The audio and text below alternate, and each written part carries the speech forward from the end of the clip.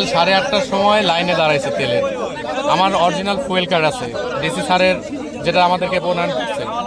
আমরা 2.5-3 ঘন্টা দাঁড়ায় থাকার পরে যখন কোনো অগ্রগতি নাই, তখন দেখতেছিলাম সাইড থেকে তারা তেল প্রদান করতেছে সিন্ডিকেটের মাধ্যমে।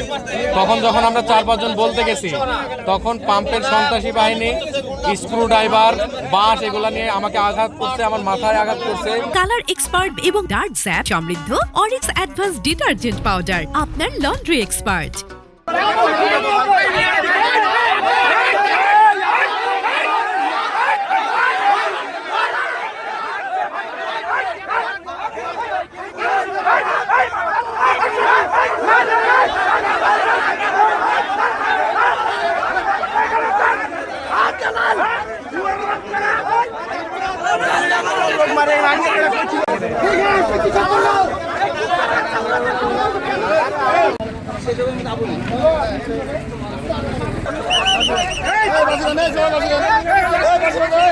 কি ঘটনাটা কি দেখলেন, কি জানলেন, কি বুঝলেন? আচ্ছা, এই জিনিসটা নিয়ে বারবার এটা তো ক্লিয়ার করাই হয়েছে না?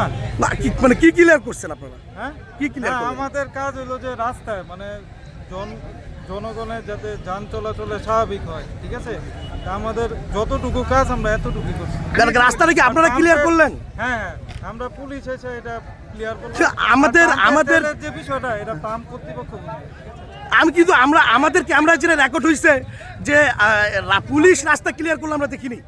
আমরা যেটা দেখতে পারলাম একদল লাঠি সোঁটা নিয়ে আসে আন্দোলনকারীদের উপর হামলা করলো। সেখানে পুলিশের ভূমিকা কি ছিল? পুলিশের সামনে লাঠি সোঁটা নিয়ে মারামারিটা কিভাবে হলো? এই বিষয়টা আপনারা কেন হতে দিলেন? আমরা এই বিষয় সম্বন্ধে কিছু জানি না।